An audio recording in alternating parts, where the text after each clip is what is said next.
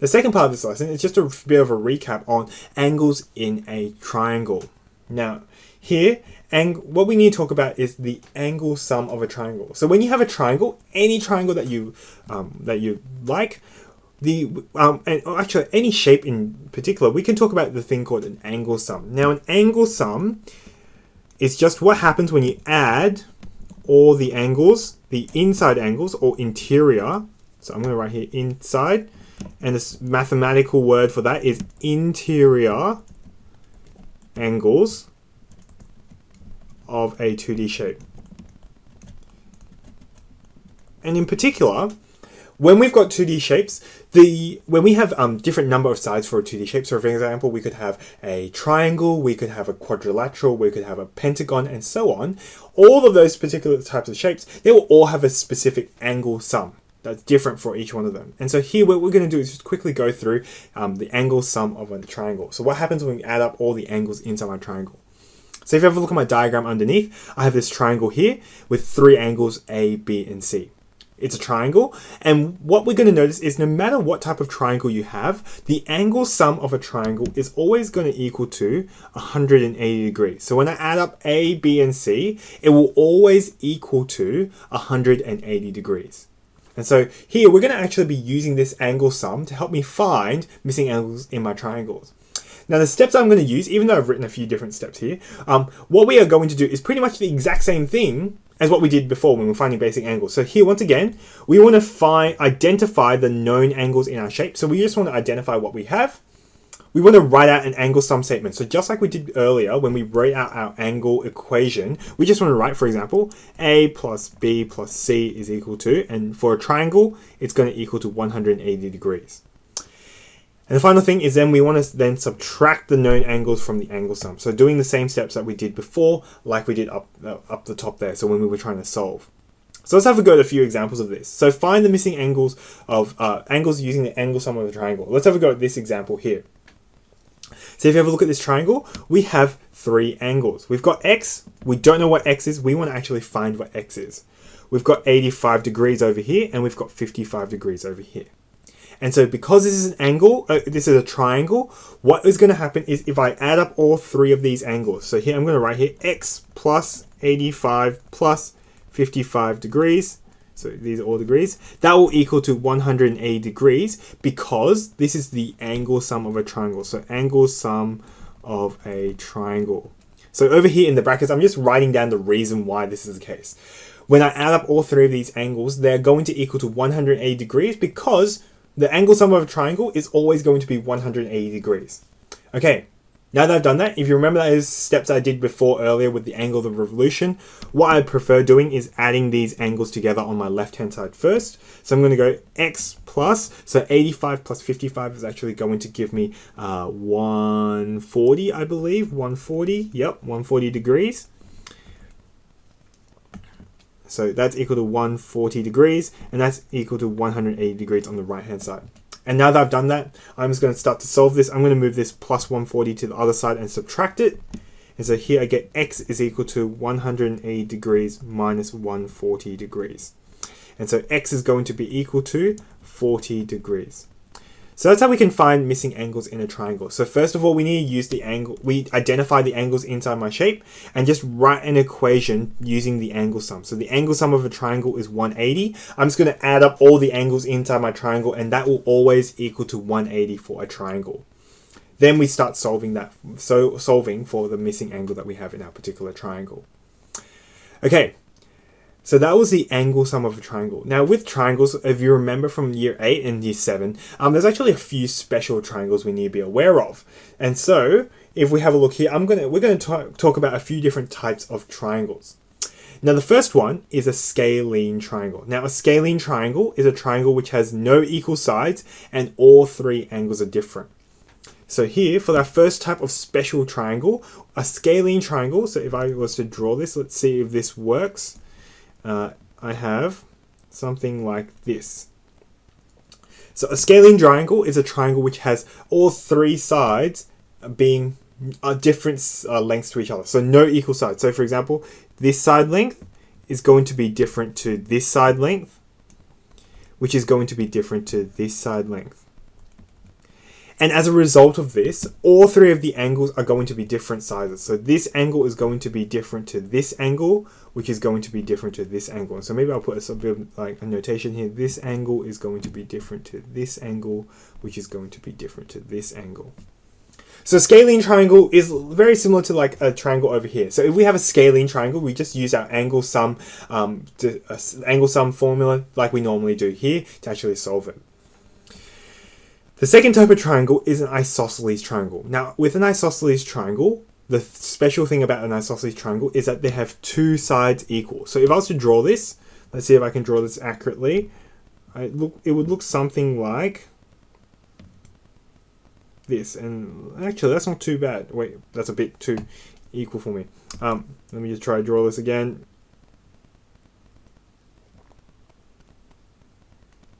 There we go. That's a little bit more like it. Let me just upsize this a bit. Now it's a little bit off, but that's okay. With an isosceles triangle, we have two sides equal. So for example, in this particular triangle, if you have a look, this side is going to have the same side length as this side over here. Now with an isosceles triangle, the special thing that happens with isosceles triangle is that the angles opposite the equal sides are going to be equal. So what this means is we've got these two equal sides. Now there's going to be two angles which are opposite these two equal sides. And I realize that it's still on. These two angles over here are going to have the same size. Sometimes we refer to these as the base angles, but what it really is, it's just the angles opposite the equal sides are going to be equal. So these two angles are going to be equal to each other in size. Okay. And so after we've done that, we've actually got one more type of triangle, which is an equilateral triangle. An equilateral triangle is the final case. And with an equilateral triangle, this is a particular triangle where all three sides are equal. So if I could draw this, let's see if I can. Actually, let's see if I can just do this. Yeah, that's a little bit better. There we go. This kind of looks about right. With an equilateral triangle, all three of the sides are going to have the exact same length. So here I'm just going to indicate that all three of them have the exact same length. And in particular with an equilateral triangle, because all of the three sides are equal, that means all of the three angles are equal as well. And it just happens that it's 60 degrees because the angle sum of a triangle is going to be 180. And so all of these angles need to add up together to make 180. And so they have to be equal. All of them need to be 60 degrees. So what we can do with these triangles, actually apply some of these to help us find missing angles in triangles. And in particular, we're going to be using this isosceles triangle a bit.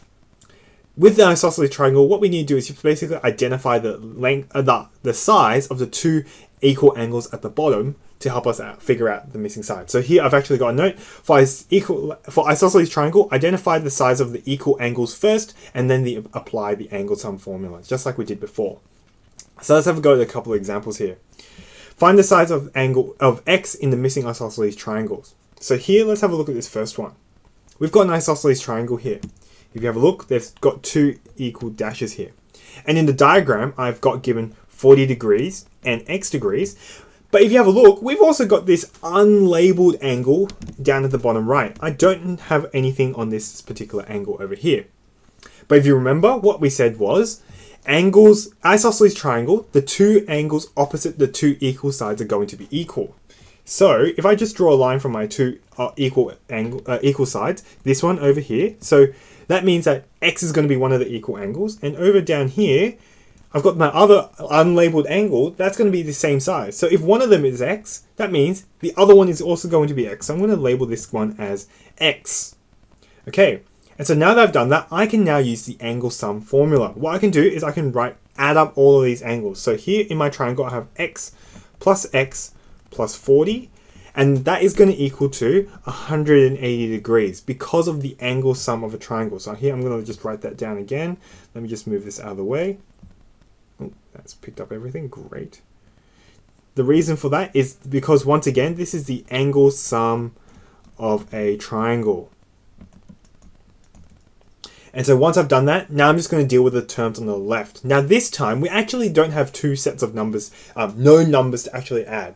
But instead we've got two x's. And when you have x plus x together, if you remember, that just becomes 2x. So I've got 2x plus 40 is equal to 180 degrees. And so once I've done that, I can then move my 40 over to the other side and subtract it. So 2x is going to equal to, I'm just going to write here, 180 minus 40 is 140. And then the final step that you need to do is when you have 2x, you just want to divide by 2. Because 2x is also another way of writing just 2 times x. And so if I want to undo 2x, I just divide by 2. So I'm going to divide both sides by 2, and I get left with x by itself. And 140 divided by 2 is just going to give me 70 degrees. And so that's how we can find this missing angle in our isosceles triangle. So here, we first need to identify the sides of our unlabeled angle. And then once we've done that, we can just use our angle sum of a triangle. Okay. Next example, and this is a final example for the video. I apologize for how long this video is already. If you have a look at this triangle, once again, it is an isosceles triangle. We have 2 sets of equal sides over here. And so what we need to do is we need to then identify the angles inside my triangle. So here at the top, I've got an x. I've got 40 degrees over here, but I've got, once again, an unlabeled angle. And so what I need to do is I need to figure out what to put in on my unlabeled angle. So once again, isosceles triangle, the two angles opposite my equal sides are going to be equal. So this 40 degrees is one of them, which means that it needs to be equal to the other angle which is opposite the equal side. So here, by this logic, the angle over here is going to need to be 40 degrees because the equal sides. Let me try that again. The angles opposite the equal sides are going to be equal. The angles opposite the equal sides are going to be equal. So now that I've got all my angles inside my triangle, I can just solve this like a normal trig. Not using trig. Using our angle equation. So here, let me just write an angle equation. I'm going to add them all up. So x plus 40 is equal to 180 degrees for the angle sum. So here I'm going to write here angle sum of triangle. And so here x plus 80 is equal to 180 degrees. So I've added all the numbers on my left hand side, and the final step I just subtract the 80 from the 180, and so that gives me x is equal to 100 degrees. Okay, so that's it for this part here with finding missing angles. I realize I have another bit as well. I lied. Okay, one final part. Final part. This is called the exterior angle theorem. Now, the exterior angle theorem has to do with triangles, and this time when you see an exterior angle just means angles on the outside. So previously we talked about the angle sum, which was the sum of all the interior or the inside angles. The exterior angle is an outside angle of a shape. And so with a triangle, the special property that we have about the exterior angle is that if you have a look here, the exterior angle of a triangle is equal to the sum of the 2 opposite interior angles. Sum of the 2 opposite interior angles. So if you have a look here, I've drawn this diagram. I've got this triangle here on the left. So over here, I've got a triangle. And I've got my 2 angles inside my triangle A and B. And on the outside, on the right, I've got this angle C. C is what I call the exterior angle. So C is my exterior angle. And what I know is that the size of C is going to be the sum of the 2 opposite interior angles. So the 2 opposite inside angles, when I add them together. So when you see the word sum, that just means adding. When we add the 2 opposite inside angles, it's going to equal to the outside angle. So here, C is going to be equal to A plus B. And so when you're using this exterior angle theorem, what you want to be able to do is you need to identify correctly which angle is your exterior angle. So let's have a go at 2 examples of this. The first one is here. Use the exterior angle to find the value of x. If you have a look here, we've got a triangle over here, and we've got 2 angles in our interior. So 95 is an interior angle, and 50 is an interior angle. They're both inside my triangle. And here I've got x. Now, x is on the outside of my triangle. It's an exterior angle. And so by the exterior angle theorem, we can actually say that x is going to be equal to the sum of those 2 angles. So I'm going to write here, x is equal to 95 plus 50 degrees. Because x is the exterior angle of this triangle, it's just going to be the sum of those 2 interior angles. So this is the exterior angle of a triangle. Angle of a triangle. So the exterior angle of a triangle. And so all we need to do is just add them together and we get 145 degrees. Pretty straightforward there. Now the next one is where it's a little bit trickier. Now let's have a look at this one. Here we once again have a triangle, but this time x and 30 are my two interior angles. So x and 30 are my two interior angles, and this angle of 70 degrees is on the outside. So 70 is now my exterior angle. So what I can do is I can write 70 degrees is going to equal to x plus 30 degrees. So this is the exterior angle theorem.